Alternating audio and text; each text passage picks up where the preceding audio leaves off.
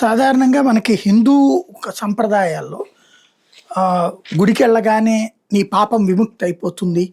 లేకపోతే గనక నీకంతా డబ్బులొచ్చేస్తాయి రేపు పొద్దున్నే నీ అనారోగ్యం అంతా పోతుందని ఏ పంతులు గారు చెప్పరు.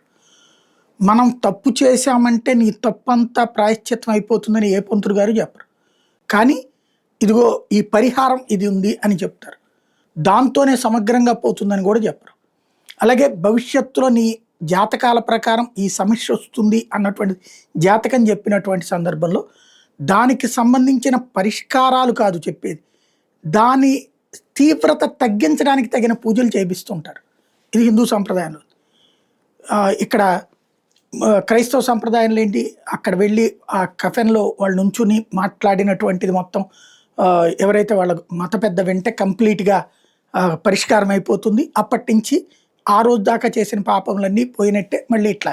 కాబట్టి అటు వాళ్ళని నమ్మేవాళ్ళు ఉంటారు, ఇటు ఇది నమ్మేవాళ్ళు ఉంటారు. మనకి ఆలయాల పరంగా ఇన్ని సంవత్సరాల నుంచి ఇన్ని శతాబ్దాలుగా దేవుడికి వ్యక్తికి భక్తుడికి దూరం చేద్దామని ప్రయత్నించిన ఆల్టర్నేటివ్ ఇంకొకళ్ళు ఎవరు చూపించుకోలేకపోయారు. కాబట్టినే హిందుత్వం స్ట్రాంగ్గా ఉంది. ఎందుకంటే ఇక్కడ పాప భీతి ఉంది, ధర్మ పరిరక్షణ ఉంది, 10 మందికి అన్నం పెట్టే లక్షణం ఉంది, అలాగే 10 మంది బ్రతకడానికి ఏర్పడినటువంటి వ్యవస్థ ఉంది. కాబట్టి సరే, ఇందులో కొన్ని లోపాలు ఎప్పుడు ఉంటుంటాయి ప్రతి వ్యవస్థలో కూడా. ఇందులో వామాచార విధానము, అలాగే రకరకాల అంటే ఈ తాంత్రిక విధాన పూజలు ఉంటాయి, మామూలు విధాన పూజలు ఉంటాయి. ఈ తాంత్రిక విధాన పూజలకు సంబంధించినటువంటిది అస్సాంలో కామాఖ్య ఆలయం ఉంటుంది.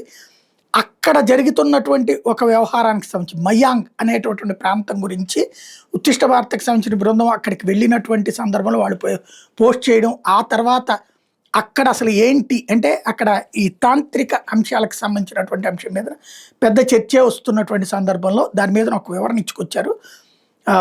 అక్కడ వాళ్ళు ఏమి బ్లాక్ మ్యాజిక్ లేదా చేతబడులు లాంటివి చేయరు.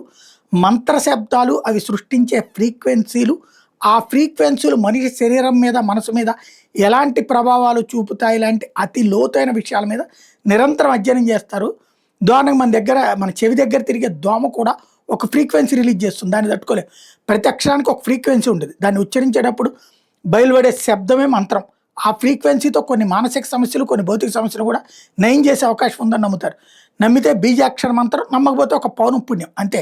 నిజానికి ఆ ద్రష్టలు మనకన్నా ఫిజిక్స్ ఎక్కువ తెలిసిన వాళ్ళు, మనకన్నా కెమిస్ట్రీ బాగా తెలిసినటువంటి వాళ్ళు, హేతువాదులు అనుకునే వాళ్ళకన్నా గొప్ప హేతువాదులు. మయాంగ్ అనేది దర్గాల లాంటి మూర్ఖత్వ కేంద్రంగా అది గమనించండి అని చెప్తున్నారు. నాస్తికత్వం వేరు, హేతువాదం వేరు గమనించండి అని చెప్తున్నారు. హేతువాదానికి లాజిక్ ఉంటుంది, అందుకే అది స్వాగతించదగ్గది, గౌరవించదగ్గది. నాస్తికత్వం అంటే హిందువుల్ని, హిందూ ఆచారాలను, హిందూ దేవి దేవతల్ని బూతులు తిట్టడం మాత్రమే లాగా తయారైంది. ముస్లింలో నాస్తికులు ఉంటారు, క్రిస్టియన్ నాస్తికులు ఉంటారు. వాళ్ళు ఇస్లాం క్రిస్టియానిటీలు జోలికి పోరు, తోలు తీస్తారని భయం. గమ్మత్తుగా హిందూ నాస్తికులు కూడా ఇస్లాం క్రిస్టియానిటీలు జోలికి పోరు. ఒకవేళ పోయినా తమలపాకుతో కొట్టినట్టు సున్నితంగా ఉంటారు. ఎక్కువ చేస్తే వీళ్ళ నాస్తికత్వ డిగ్రీ ఊడబిగుతారని భయం. అక్కడికి వెళ్తే కనుక అద్భుతమైనటువంటిది, అది నమ్మితే నమ్మాలి, నమ్మకపోతే నమ్మకూడదు తప్పించి అనవసర నిందలు అక్కర్లేదని చెప్తున్నారు అన్నమాట.